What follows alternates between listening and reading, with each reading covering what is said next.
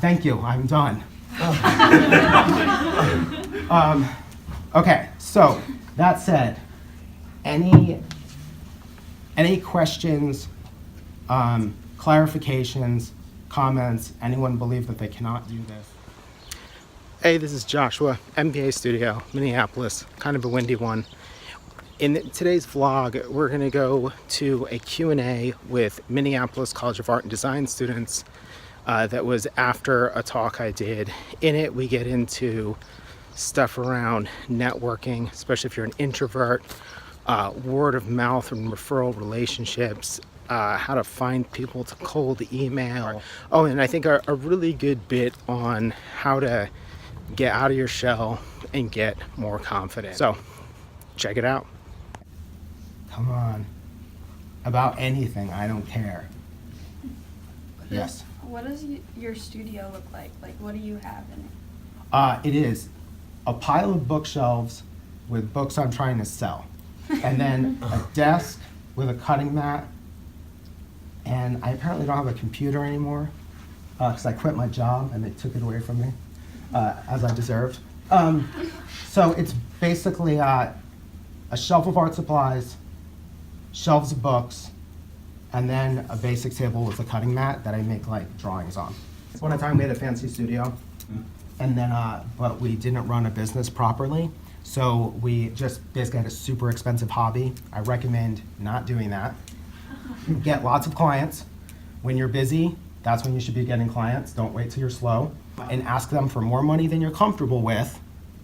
And if they immediately go, yes, you can have $5,000, then you know that you made a mistake, because it should have been a little bit painful for them to agree to the number, or they should have talked you down.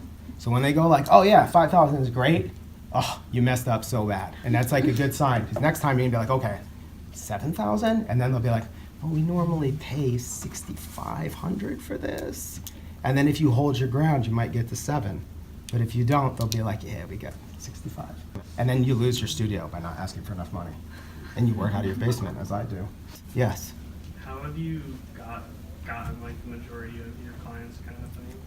Mostly word of mouth, or kind of, I was gonna call them cold emails, but like warm emails. So I didn't necessarily have a introduction to someone, but maybe I knew someone, or I'd worked with someone in that place, and that's how most of it came about, with very few exceptions. Like even every job I've ever had, with one exception, I got because of someone putting in a good word for me. And there's kind of the two lessons to that. One is, if all you do is work and you don't get out into the world, bad habit, because then you cut yourself off from those like connections. And then the other one is, it's easy to look at a pattern and go, oh, well, I get all my work through word of mouth. That might just mean that I don't try hard enough outside of the word of mouth, and then I'm actually not doing well at all. Because like, oh cool, your 5 jobs came from word of mouth. Well, maybe that just means I'm stupid and I cut myself off from way better jobs because I was too dependent on my network. It's like a kind of double-edged coin, or a double-edged sword there. So meet lots of people, but then also get out of your comfort zone. If you never send out cold emails, don't do that. Especially because it takes like 1,000 to get 5 responses. Does that help? Yep. Yes. Yeah, I was gonna just ask, like, maybe once you get to a certain point, do you find like the difference between work and play almost arbitrary, or is there even? No, I had to undo my horrible, probably self-brainwashing that making work should be hard. So basically, I loved my foundation year, half my sophomore year, hated the rest of going to school, hated the first 10 years of working, and then finally started to enjoy it when I stopped caring if things were good, and I embraced quantity over quality, and I stopped trying to have ideas and concepts and being smart. And that's not for everybody, that's for me. Like, I tried really hard to be smart and I didn't make anything. If you can try hard to be smart and then you make work, awesome. I didn't make anything. I just had horrible creative block for basically 14 years, I'd say. Definitely my last 2 years at MCAD, constant creative block, constant procrastination, because I made the work such a drag that anything else in the world was funner. Like having the flu for a week in the last month of my junior year was so much better than doing the work, because I just made it miserable. So this is like a recent discovery, like last 4 or 5 years, that came from outside of work. It came from doing other stuff, and then realizing I was really, really productive once I stopped trying, and once I stopped caring, and once I stopped thinking that work had to take a while. So like I talk a lot about like, do this while you're watching TV, do it in 15-minute bursts. That's what I need to do. Like if I try to do it all day Saturday, that's gonna suck and be miserable, and I don't do it. Yeah, just to follow up on that, are there any like, maybe just specific to you, like small baby steps or tactics that you took to get from that one mindset to this new one? Yes, I do. Like, here's a good example. I don't learn how to do anything the right way. So if I wanted to make motion graphics tomorrow, I would find a chunk of time that I wouldn't miss. So like, I don't know, 15 minutes before lunch or right at the end of my lunch break. And then I would be like, play in After Effects for 15 minutes. And if I did that, I would reward myself with like a coffee or a cookie or something like that. And I would do that until it got to the point where I was blowing my entire lunch break working in After Effects. And by that time, I would be addicted to it, and I would have a blast doing it, and it would be better than any other way of doing it. Because like, I can't do tutorials. I don't like learning how to do things in a real project. It's horrible. I know people that love that though, but like to me, tutorials, awful. It's a miracle that I know how to use a computer, because if I was starting today, I would just go in the App Store and be like, what's the stupidest tool I can use to learn graphic design? I would not learn InDesign. I would wait until I hated whatever dumb tool I was using. So my entire model is based on cigarette breaks. Like, little chunk of time, little bit of action, get addicted to that until it takes up so much time that you're homeless because all you do is smoke cigarettes or do drugs or whatever. That's my entire model. And it works for me. And like art school didn't, like, I should have dropped out of art school. I'm not wired for this place. The only part of drawing classes I liked was that 10 minutes at the beginning where you burn through paper and charcoal and then you throw it all away. That to me was rad. Like figure drawing for 12 minutes, that's super fun. The additional 4 hours and 54 minutes or whatever, a nightmare. Like I just was so miserable. But it wasn't, I didn't realize how I was wired, so I was like, man, I'm lazy or I'm unfocused or I have ADD or blah, blah, blah.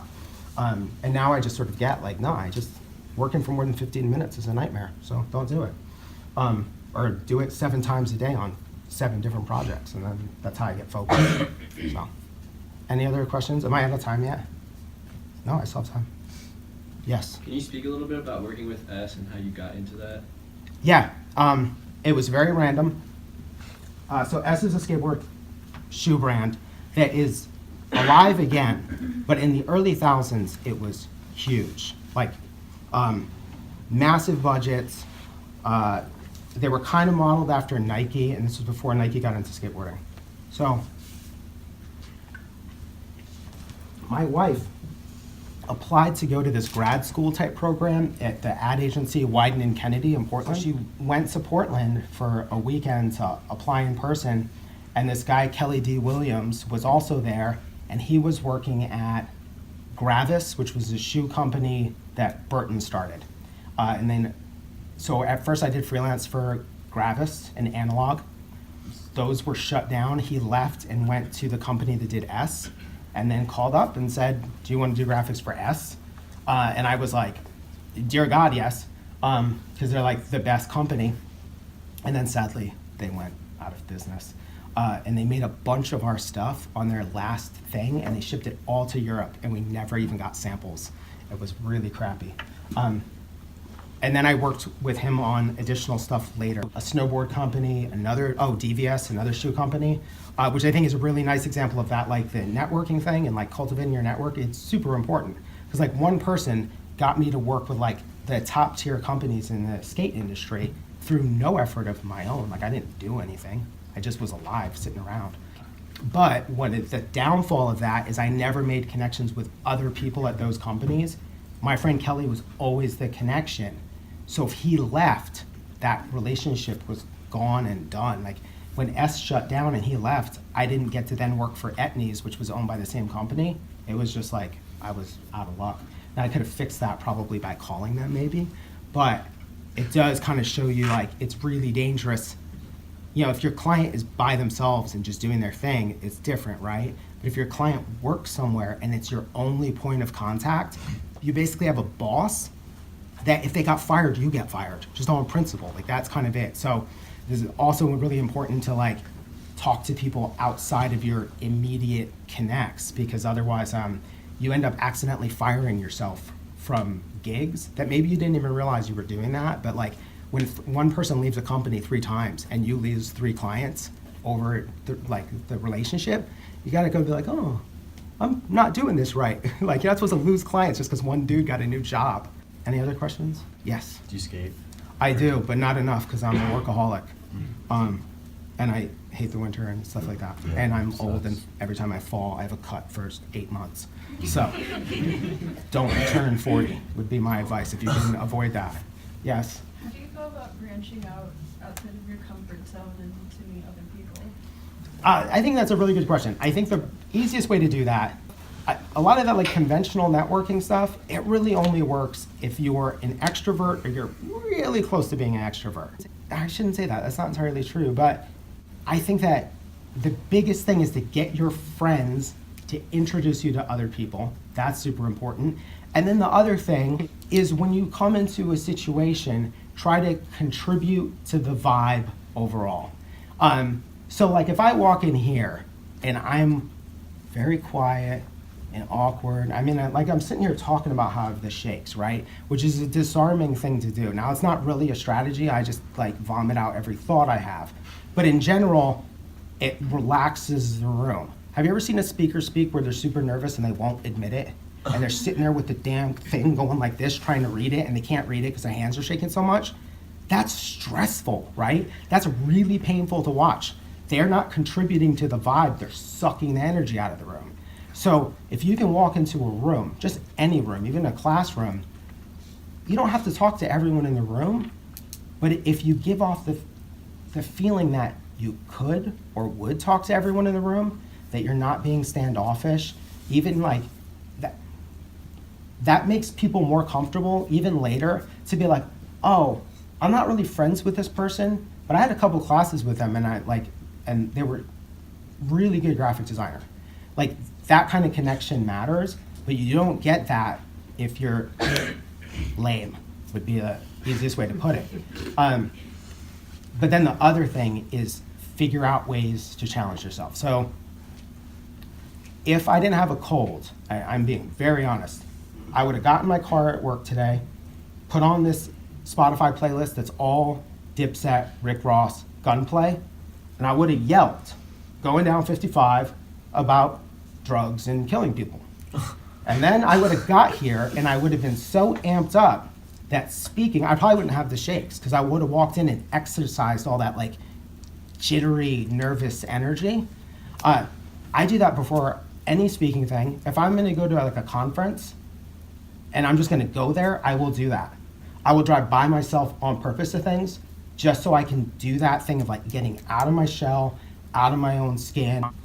All that stuff changes my vibe when I walk in the room, and it makes it way easier to like look across a room and either do the thing of just first person you see, go and talk to them, because they're nervous too, and they're at a new place or doing whatever as well. And if they're not, well, cool, they just met another cool person, you, like, lucky them. And then the other thing would be to take advantage of any opportunity you have to talk. Like, the real benefit in critiques is that you get to talk about stuff and you get to formulate your opinions. Like, critiques didn't benefit me listening to people tell me what they think. Like, I don't care what you think about my work. Like, I made it, it's awesome. End of story. But what's powerful is me looking at a piece of work and going, what do I think about this? Why do I think of this way about it? What do I think this person's trying to accomplish? And then articulating that even when it hurts, even when it's painful, even when you're just not feeling it, that kind of stuff just makes it easier to get out of your shell. Because the whole challenge is like to be you, but to be like the raddest version of you. Like you don't need to become a psycho introvert. You just need to figure out how to like amplify certain things so that dumb stuff doesn't make you nervous, right? Because like for the longest time, I was like the person that cancels going to my friends' parties because parties made me nervous. Like, what kind of psycho is like nervous about going to a party? Like, oh, I have to eat chips and drink beer and talk to people I haven't seen in a year. And I'd be like, I don't know about that. It's terrible. So, anything you can do to get out of your shell. Talk to strangers, whatever you got to do. Drive down the street yelling. Just whatever you can do to not be self-conscious is a plus. Also, how do you find the best candidates for cold emails? I would start with whatever sector I wanted to work in. Certain industries, it's really easy. Like if you want to design book covers, literally every freelance book designer puts the art director in the credit in their portfolio. So like that would be an avenue. If you think about those like advertising annuals, they list out, like if, let's say you want to work in TV commercials, every advertising annual lists out every single person that worked on that TV commercial. So you could figure out like the director you might need to work with, or the producer, or the agency or whatever. And then you could do a couple of things. You could try to reverse engineer the email address based on that company's structure, or, which is a thing, and or you go on LinkedIn and look them up. You can confirm where they work. You can see if you have a connection to them. You could try cold LinkedIn messaging them.